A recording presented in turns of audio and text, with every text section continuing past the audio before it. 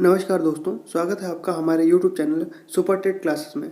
दोस्तों, इस चैनल के माध्यम से हम आपको टीचिंग रिलेटेड एग्ज़ाम्स के लिए प्रिपरेशन करवाते हैं और इस चैनल के माध्यम से हम आपको महत्वपूर्ण प्रश्नों की श्रृंखला के वीडियो उपलब्ध करवाते रहेंगे। तो इसी क्रम में आज हम बेस्ट पेडागोजी क्वेश्चंस लेकर आए हैं। दोस्तों, ये क्वेश्चंस जो हैं आपकी सीटेट की परीक्षा के लिए, यूपी टेट की परीक्षा के लिए और सुपर टेट की परीक्षा के साथ साथ अदर टीचिंग एग्जाम जैसे कि केवीएस एनवीएस में भी सहायता करेंगे। तो चलिए आज के वीडियो स्टार्ट करते हैं और पहला क्वेश्चन देखते हैं।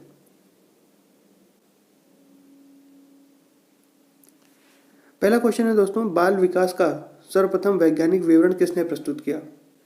तो इसमें चार ऑप्शन दिए गए हैं, टाइडमैन, पेस्टोलॉजी, प्रेयर और स्टैनली हॉल में। तो इसमें कौन सा सही उत्तर होगा? तो पेस्टोलॉजी ने दोस्तों सर्वप्रथम बाल विकास का वैज्ञानिक विवरण प्रस्तुत किया। अगले प्रश्न की ओर चलते हैं। यह प्रश्न है कि कोई बालक सीख सकता है तो किस प्रकार से सीख सकता है? पहला ऑप्शन देखिए, जब उसका कार्य उसके माता पिता करें। दूसरा ऑप्शन है जब वह स्वयं करे। तीसरा है जब उसके अध्यापक कार्य करें और इनमें से सभी। तो इसमें से कौन सा सही उत्तर हो जाएगा? तो इसमें हो जाएगा कि जब वह स्वयं अपना कार्य करे। तो इसमें जो बी ऑप्शन है वो सही हो जाएगा। तीसरा प्रश्न देखते हैं, डिस्ग्राफिया किससे संबंधित है? तो ये जो अलग अलग प्रकार के विकार होते हैं, तो इसमें जो डिस्ग्राफिया विकार है वो क्या होता है? तो पहला है ऑप्शन देखिए, लेखन विकार है। दूसरा है मानसिक विकार। सी ऑप्शन है पठन विकार और डी ऑप्शन है श्रवण विकार। तो इसमें से कौन सा सही ऑप्शन होगा? तो दोस्तों इसमें से सही हो जाएगा लेखन विकार, सही उत्तर हो जाएगा। अगले प्रश्न की ओर चलते हैं। चौथा प्रश्न कहता है कि वृद्धि है, क्या है वृद्धि? ऑप्शन ए देखिए, गुणात्मक परिवर्तन है। ऑप्शन बी मात्रात्मक परिवर्तन है। ऑप्शन सी गुणात्मक के साथ साथ मात्रात्मक परिवर्तन है और ऑप्शन डी कहता है कि इनमें से कोई नहीं। तो इसमें से कौन सा सही उत्तर होगा? तो जो वृद्धि है वो मात्रात्मक परिवर्तन है।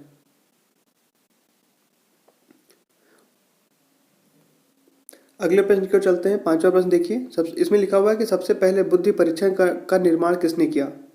तो ऑप्शन देखिए, ए स्टर्न ने, ऑप्शन बी है बिने ने, ऑप्शन सी है स्टर्नबर्ग ने और ऑप्शन डी है स्पीयरमैन ने। तो इन चारों में से किसने सबसे पहले बुद्धि परीक्षण का निर्माण किया? तो क्या होगा इसका सही उत्तर? तो बिने ने सबसे पहले बुद्धि परीक्षण का निर्माण किया था। अगला प्रश्न देखते हैं, प्रोजेक्ट मेथड किससे संबंधित है? अब प्रोजेक्ट मेथड यानी कि परियोजना विधि के बारे में यहाँ बात हो रही है। तो ऑप्शन की ओर देखते हैं। पहला ऑप्शन है किलपैट्रिक, ऑप्शन बी देखिए थॉर्नडाइक, ऑप्शन सी है कोहलर और ऑप्शन डी है हॉल, यानी कि स्टैनले हॉल की बात हो रही है यहाँ पे।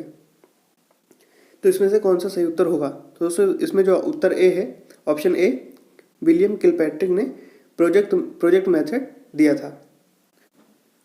इसका प्रयोग हम अधिकतर विज्ञान विषयों में करते हैं। तो चलिए आगे बढ़ते हैं। सातवां प्रश्न देखिए, इसमें से किसके द्वारा सीखने के सिद्धांतों में व्यवहार संकेतों का प्रयोग किया जाता है? एक बार फिर से सुनिए प्रश्न, इनमें से किसके द्वारा सीखने के सिद्धांतों में व्यवहार संकेतों का प्रयोग किया जाता है? तो पहला ऑप्शन देखिए हॉल, दूसरा ऑप्शन है स्किनर, तीसरा है कोलबर्ग और चौथा है थॉर्नडाइक। तो इनमें से किसके द्वारा सीखने के सिद्धांतों में व्यवहार संकेतों का प्रयोग किया जाता है? तो इसमें जो ऑप्शन बी है स्किनर महोदय, इसमें सही उत्तर होगा। अगला प्रश्न देखिए, ऑपरेशन ब्लैक बोर्ड की शुरुआत कब हुई?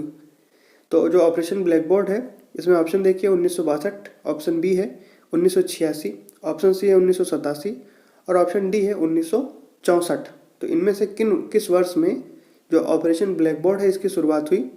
तो इसका सही उत्तर देखते हैं 1987 ईस्वी में इसकी शुरुआत हुई। चलिए अगला प्रश्न देखते हैं। अगला प्रश्न कहता है कि संज्ञानात्मक विकास की 4 अवस्थाओं का उल्लेख किसने किया है? फिर से एक बार सुनिए प्रश्न, संज्ञानात्मक विकास यानी कि कॉग्निटिव डेवलपमेंट की 4 अवस्थाएं यानी कि 4 स्टेज का उल्लेख किसने किया है? ऑप्शन देखिए, ए है वाइगोत्स्की ने, बी जीन पियाजे ने, सी है थॉर्नडाइक ने और डी है ब्लूम ने, यानी कि बी एस ब्लूम की बात हो रही है यहाँ पे। तो क्या होगा इसमें सही उत्तर? तो इसमें जीन पियाजे सही उत्तर हो जाएगा। इन्होंने 4 अवस्थाओं की बात कही है। अब देखिए 10वां प्रश्न, वस्तु स्थायित्व किस काल की एक विशेषता है? तो देखिए इसमें ऑप्शन ए देखिए, सेंसरी मोटर अवस्था यानी कि संवेदीगात्मक अवस्था, दूसरा है प्री ऑपरेशनल, तीसरा है कंक्रीट ऑपरेशनल और चौथा है फॉर्मल ऑपरेशन। तो एक बार फिर से सुनिए प्रश्न, वस्तु स्थायित्व की बात हो रही है यानी कि ऑब्जेक्ट परमानेंस की बात, यानी कि जो बात एक बार बच्चे को दिख जाए, जो सामान उसको याद हो जाए कि हाँ इस तरीके का भी कोई सामान होता है, अगर आप उसको छुपाएंगे उसके बाद में तो वो उसकी डिमांड करेगा। तो इसमें से कौन सा सही उत्तर हो जाएगा? तो ये ऑप्शन जो ए है, सेंसरी मोटर अवस्था, ये होती है जन्म से 2 वर्ष की अवस्था। तो इसमें ही वस्तु स्थायित्व बच्चे में आ जाता है। फिर देखिए 11 नंबर प्रश्न, मुरे ने कौन सा परीक्षण किया? पहला देखिए ऑप्शन स्याही धब्बा परीक्षण, बी है वाक्य पूर्ति परीक्षण, सी है विषय आत्मबोधन परीक्षण और डी है मूल्यांकन मापनी। तो इसमें से कौन सा सही उत्तर हो जाएगा? चलिए देखते हैं। ऑप्शन जो सी है विषय आत्मबोधन परीक्षण इसमें सही उत्तर होगा। 12वां प्रश्न देखिए, 20वीं शताब्दी को बालक किस शताब्दी ने किसने कहा? 20वीं शताब्दी को बालक की शताब्दी किसने कहा? बालक की शताब्दी किसने कहा? यहाँ पर थोड़ा सही कर लेंगे आप, 20वीं शताब्दी को बालक की शताब्दी किसने कहा? तो ऑप्शन ए हो जाएगा मुरे, ऑप्शन बी है एडलर, सी है क्रो एंड क्रो ने और डी है जेबी वॉटसन ने। तो क्या सही उत्तर हो जाएगा इसमें? तो जो ऑप्शन सी है क्रो और क्रो ने इसको बालक की शताब्दी कहा, 20वीं शताब्दी को। 13वां प्रश्न देखिए, इस अवस्था को मिथ्या परिपक्वता की अवस्था कहते हैं। तो कौन सी वो अवस्था है? ऑप्शन ए देखिए किशोरावस्था है, बी है युवावस्था, सी है बाल्यावस्था और डी है शैशवावस्था। तो इसमें से कौन सा सही उत्तर हो जाएगा? तो जो ए ऑप्शन है किशोरावस्था यानी कि एडोलेसेंस की बात हो रही है, तो इसको ही मिथ्या परिपक्वता की अवस्था कहते हैं। अगला प्रश्न देखिए, छात्रों में चोरी करने की आदत को कैसे दूर किया जा सकता है?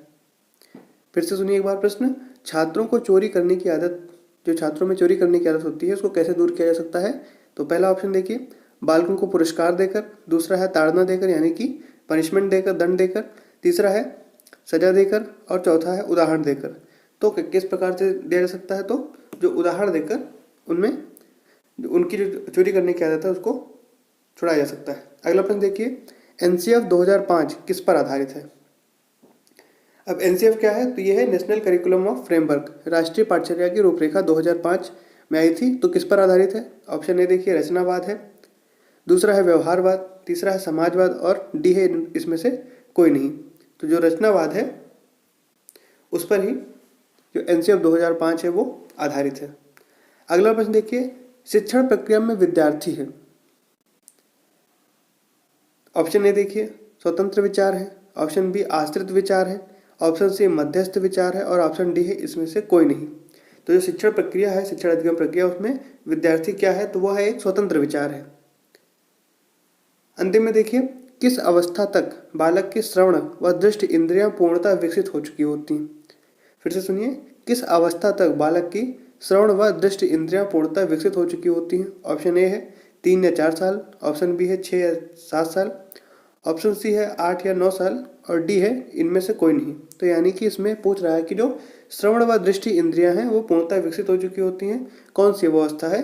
तो इसमें ऑप्शन जो 3 है, जो ऑप्शन ए है जिसमें 3 या 4 साल लिखा हुआ है, यही ऑप्शन जो है वो सही है। 3 या 4 वर्ष तक दृष्टि और श्रवण इंद्रियां यानी कि आंख और कान पूर्णतः विकसित हो जाते हैं।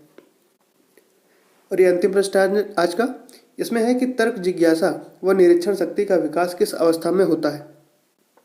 ऑप्शन सुनिए, ऑप्शन ए है सेंसरी मोटर अवस्था, ऑप्शन बी है प्री ऑपरेशनल अवस्था, ऑप्शन सी है कंक्रीट ऑपरेशनल अवस्था और ऑप्शन डी है फॉर्मल ऑपरेशनल अवस्था। तो इसमें से कौन सा सही उत्तर होगा?